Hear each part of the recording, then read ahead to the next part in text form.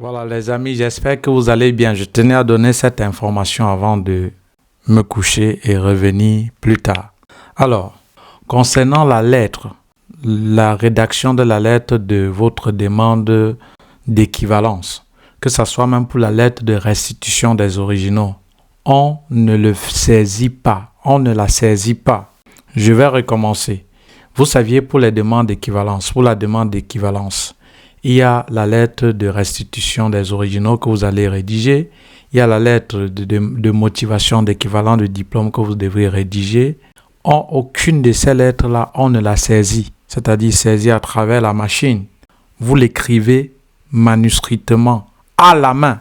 C'est-à-dire, tu prends un format, j'aime un peu parler et je vous montre pour que ça soit facile. C'est-à-dire, tu ne saisis pas comme c'est fait ici, non. Tu prends un format vierge, tu prends un bic, tu rédiges ces lettres de motivation. Je le dis encore, ne les saisis pas la main.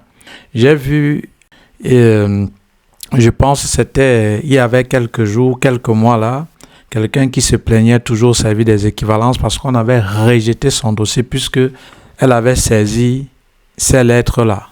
Or, on écrit manuscritement, Donnez ça en commentaire.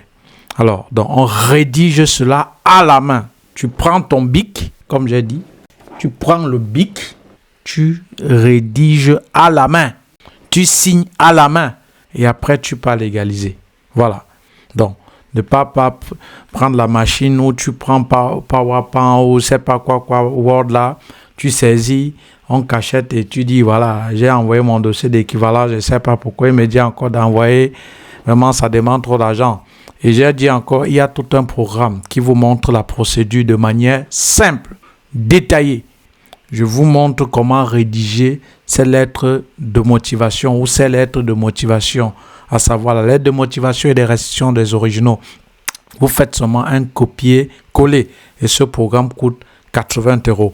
Pour ceux-là aussi qui veulent déjà commencer la procédure pour la Belgique, pour le compte de l'année 2026-2027, ça a déjà commencé les enfants. Voilà, abonnez-vous. C'était tout pour cette précision. Je vais encore recommencer pour que tu comprennes bien. Concernant les lettres pour la demande d'équivalence, que ce soit même la lettre de demande de restitution des originaux, on ne saisit pas à la machine, non.